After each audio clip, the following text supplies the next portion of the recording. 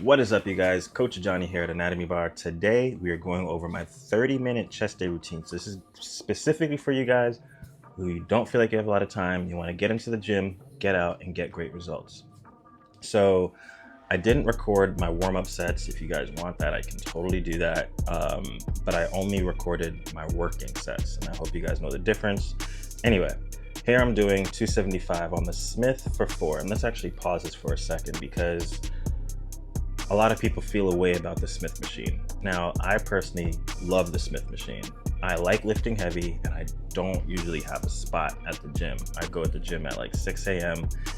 Other people there are half asleep. I don't really want them to spot me. Anyway, so my technique specifically is I utilize the Smith machine, get stronger, and then go to barbell. And that's just kind of how I hop back and forth between Smith machine for a few weeks and flat barbell, or just barbell press for a few weeks. So let's get back into it. So I unrack, I have this kind of overhand hook kind of grip because that's how you have to hold it to rack it and not place it back. The form is good, range of motion, good full range of motion there. Not too much fatigue, honestly. I think it's pretty good. Maybe I'm just biased, but you guys can put what you think down below. I could have moved a little slower technically if I wanted to get a little bit more out of it, but the real purpose of that movement was to build strength. Moving on to the incline press. So here I'm doing 225, and I did this after my Smith heavy, right? So the other kind of rhyme and reason is I didn't want to pre-exhaust my muscles too much. So I did a couple warm-up sets on the Smith, then one, maybe two heavy sets on the Smith, and went straight to the heavy on the incline. I did still do a warm-up on the incline at 135. Once everything felt good, do the 2 plates on there. Now, the incline press should be your guys' like main focus because it's easy to build the lower pecs. It's not as easy to build the upper pecs. It's harder.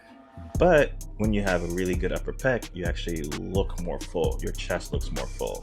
So I definitely recommend you guys prioritize the upper pecs.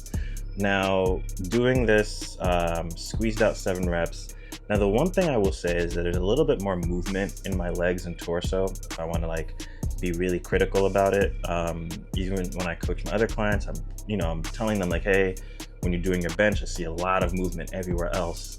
And it's really just the arms and chest that should be moving. So sometimes you have to like really lock in and make it almost zen-like. Like lock everything else, obviously keep everything tight, but you should be primarily just moving at the joints, at the chest.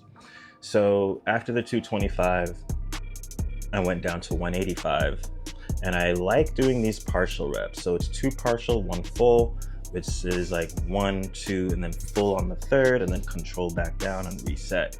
I picked that up from a bodybuilder I worked out with a while back, and it's very good because you get technically, right, here's where you guys can take the most out of it.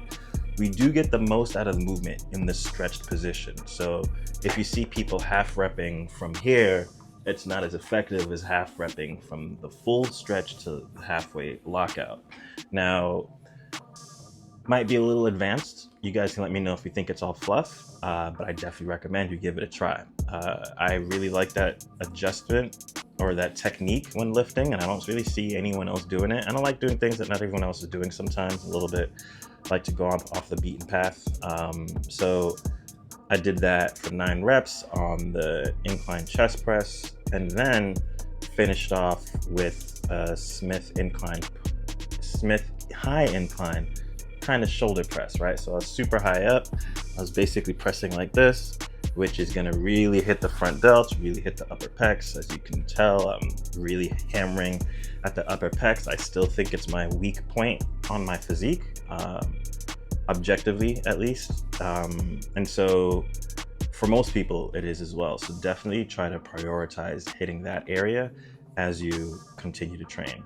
And then after this, I finish out with some push-ups because that's just going to be that flat position, just getting some high reps in, and then the workout is complete. Now, 30 minutes is technically enough time to see growth on the chest. Now, I don't always do this. This is actually during a bulking phase for me where I wasn't really seeing much muscle gain or weight gain, like increasing muscle mass.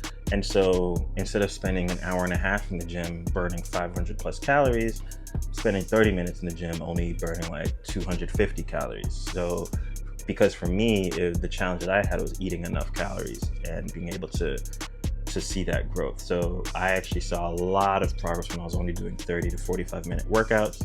So if you guys are slim and just not gaining enough, that's one technique you can implement. It's just one of many. But let me know what you guys think. And until next time, let's raise the bar.